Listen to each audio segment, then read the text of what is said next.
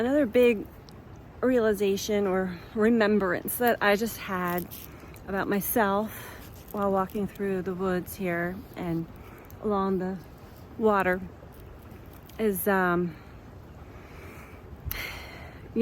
reflecting back and even looking back at pictures of myself as a child. I always had this expression of being concerned and also deeply focusing on every single thing that was being done, said, everything I felt. And as I got older, well, first of all, let me just explain. I understand now where that part of me comes from. It is definitely a part of my, what I was born here with. My Pluto, my personal Pluto, is in the 12th house. And the 12th house, Pluto, for all intensive purposes, means divine discontent. So I was born onto this planet already like discontent. And you can see it in pictures of me when I was a kid. So as I got a little older, obviously we form different parts of ourselves, different aspects of ourselves. And the two parts that I recognize that were formed to move the attention away from what I had been either focusing on that was causing me to not feel good, which was most likely other people's energy and the energy surrounding me. And I formed one persona, one part is like the clown, the one that gets attention that way, has quick wit and funny. I developed a very keen sense of my sense of humor, very sarcastic. So it was a way to redirect the pain that I was sensing and feeling into something more lighthearted.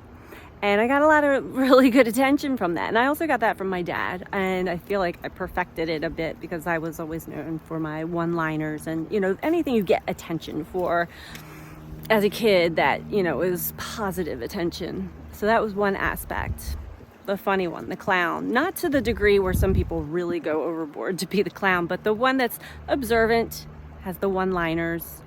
And then the other aspect, the other persona that was developed later on in my teens, it was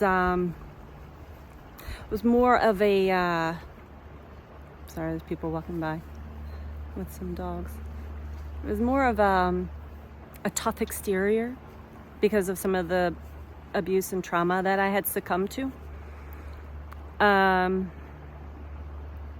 And that Scorpio aspect of like not showing all of my parts to people. But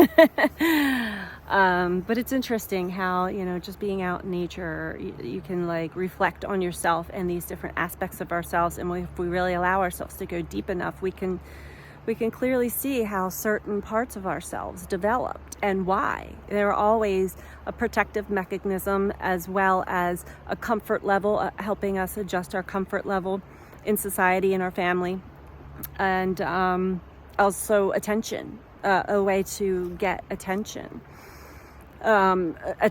towards something wanted instead of attention towards something that we did not want to others to show, to see, to know about ourselves, which could be, for me, it was just complete discontent for everything and everyone for some reason. I have to laugh about it now, but that's the Leo in me also.